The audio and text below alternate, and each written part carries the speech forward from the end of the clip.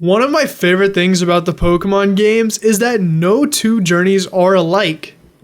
Just like how everyone is different and no two people are the same, we all experience things differently, whether it be the teams we decide to roll with or the way we play the games.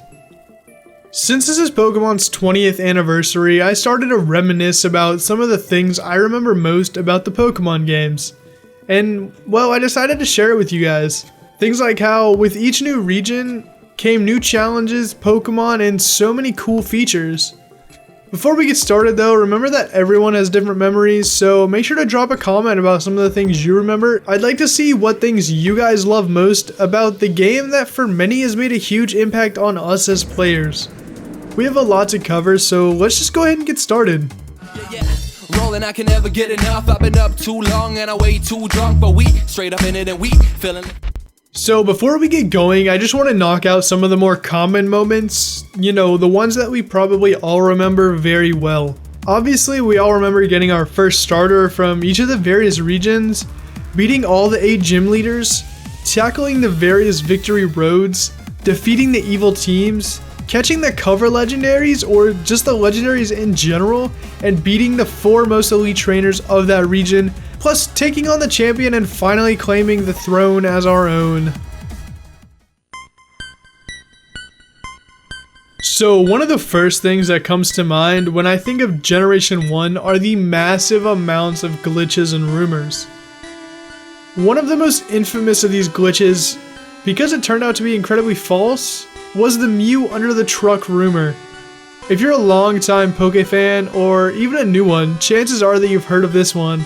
Basically, the rumor goes that if you go to this truck in Vermilion next to the SS Anne and talk to the blue truck, a Mew will appear from under it.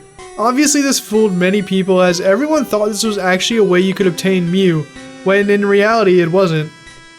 Another rumor that got a lot of people talking was the rumor of Mew 3, another clone of Mewtwo and Mew.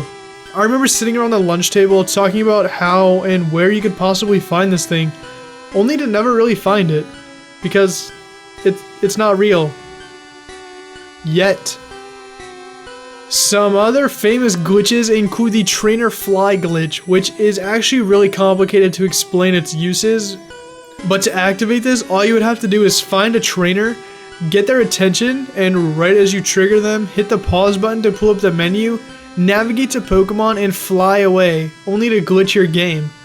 Using this, you could find level 100 Pokemon in the bushes, locate the famous missing No, and even battle Professor Oak.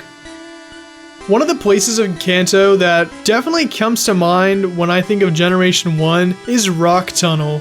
This place always gave me a huge headache, especially in the remakes. Trying to navigate through Rock Tunnel without Flash was a nightmare, and made me want to quit so many times. Speaking of nightmares, we have Lavender Town, quite possibly one of the darkest places in Pokemon since it's literally a Pokemon graveyard. We've all heard the stories about Lavender Town and its effect on Japanese children in the Green game, but I think the theme is something we can all agree is quite haunting. Next up is one of my personal favorites, 2nd Gen. As a kid, I never really got to play the games released in Generation 2, but that doesn't stop me from loving it any less. Some of my favorite memories from my short playthroughs were the introduction of the day and night system along with my favorite evolutions, Umbreon and Espeon. Umbreon was basically night and Espeon was basically day, and the whole system was just really cool, and I like how it provided access to different Pokemon in different areas during the different times of different days. Wow, that's a lot of differences. Anyways, another thing that I remember is the introduction of breeding. It all started with that mysterious egg that was given to you. I remember being very intrigued as to what could possibly be inside, and admittedly, I was a little disappointed to find out it was a Togepi. On top of that, I remember finding out that if you left your Pokemon at the daycare, they would sometimes pop out an egg. Keep in mind when I played these, I was very young, maybe like 5 or 6, so this concept went right over my head, and something I would always try would be sticking really random Pokemon in there, hoping for a weird fusion or some random egg to just pop out. Finally, the one thing I couldn't leave out is Whitney. I know a lot of people didn't have trouble with her, but come on, she was just so hard. Her Miltank would destroy you in battle if you weren't ready for it, especially if you chose Quilava.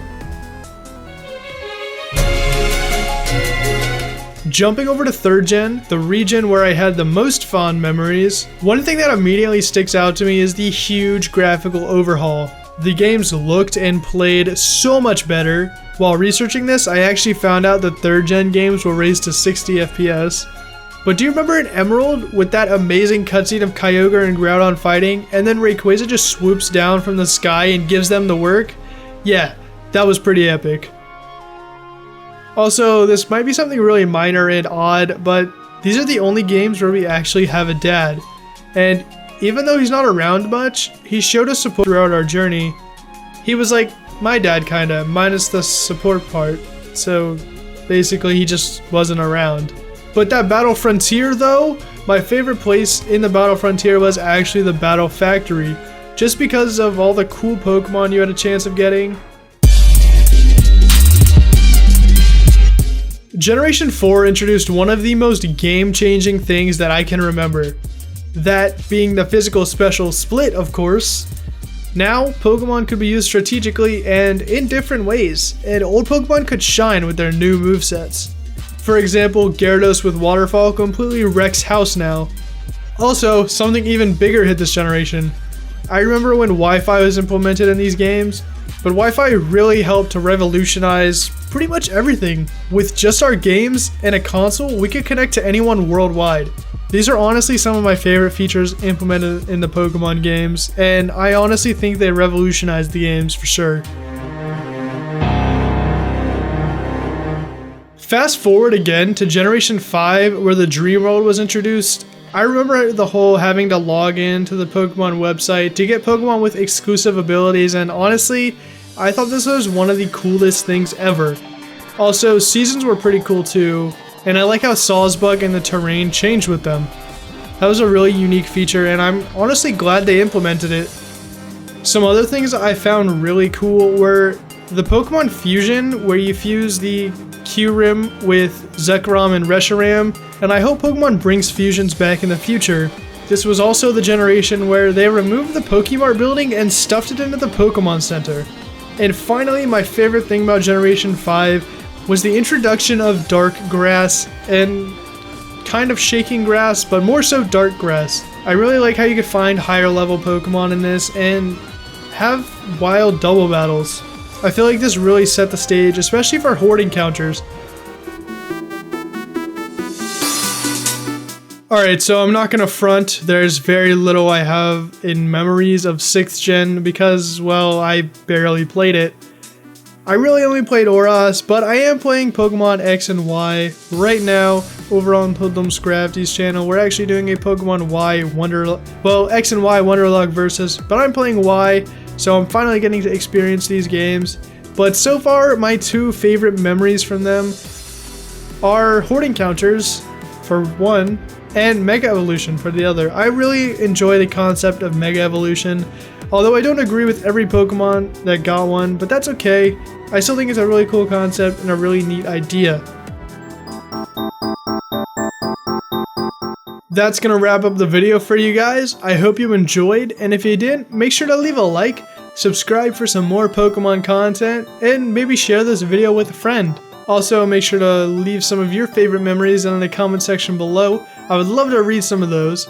And to see more of my videos like this, you can click the link in the description or the eye in the top right to see a playlist of all my videos.